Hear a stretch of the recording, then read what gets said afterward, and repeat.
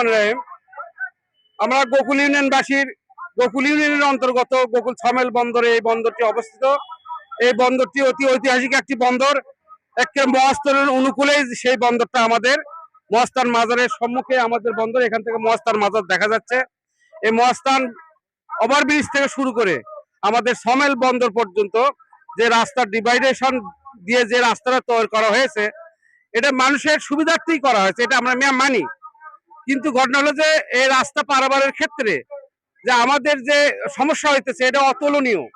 গত কয়েকদিন হলো আমাদের এলাকার এই রাস্তা পারাপারকে কেন্দ্র করে আমাদের এলাকার দুটো সফল নার্সারি ব্যবসায়ী তারা গত কিছুদিন আগে তারা রোড অ্যাক্সিডেন্টে মৃত্যুবরণ করেছে।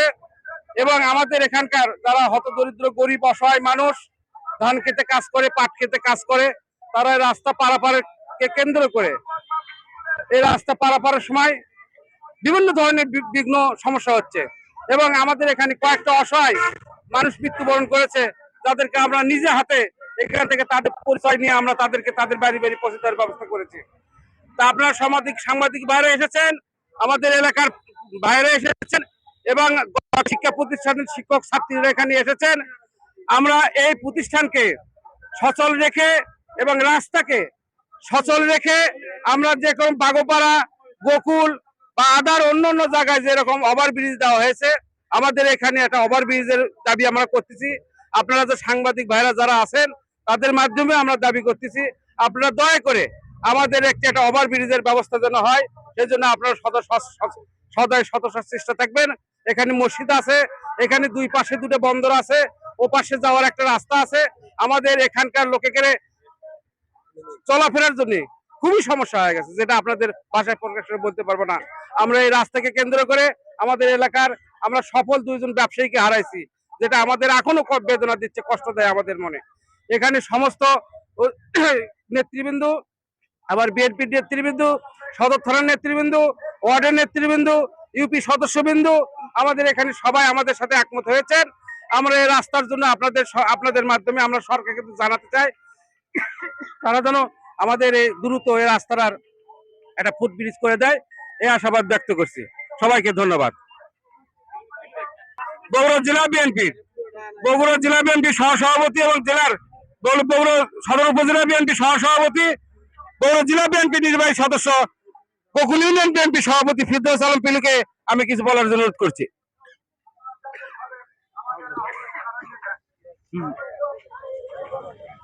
বিসমিল্লাহির রহমানির রহিম। উপস্থিত নেতৃবৃন্দ, উপস্থিত গোকুল ইউনিয়ন বিএনপি সাধারণ সম্পাদক, উপস্থিত আছেন আমাদের গোকুল 6 নম্বর ওয়ার্ড বিএনপি সভাপতি, সাধারণ সম্পাদক, সাংগঠনিক সম্পাদক সহ আমাদের মেম্বার, সবাইকে সালাম, আসসালামু আলাইকুম ওয়া রাহমাতুল্লাহ। আসলে আপনারা সবাই দেখছেন আজকের এই মানববন্ধন, এলাকার মানুষ তার প্রাণের দাবি নিয়ে এই মানববন্ধনটি করেছে।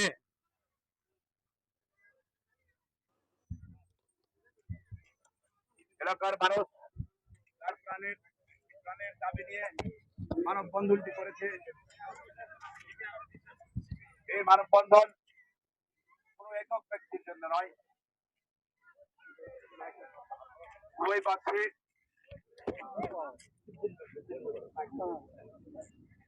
এই মানববন্ধন কোনো একক ব্যক্তির জন্য নয়, উভয় পক্ষে একটি গ্রাম, এটা গোকুল ইউনিয়নের মধ্যে অবস্থিত। এই গোকুল ইউনিয়নের উভয় পক্ষে 2টি ওয়ার্ড অবস্থিত।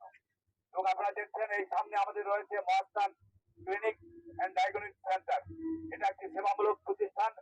এলাকার মানুষ অসুখ বিসুখ বিভিন্ন সুবিধা আদায় করার জন্য এই ক্লিনিকে যেতে হয়। তাতে করে এই ওভারব্রিজ না থাকার কারণে মানুষ রাস্তার উপর দিয়ে বিভিন্ন জীবনের ঝুঁকি নিয়ে পার হয়ে যায়। পার হতে গিয়ে ইতিমধ্যে আমাদের মাঝ থেকে 2জন মানুষ প্রাণ হারিয়েছে। এই 2জন মানুষের প্রাণের বিনিময়ে হলেও আমরা আজকে দেখছি এই ফুট ওভার ব্রিজটি অতীব জরুরি।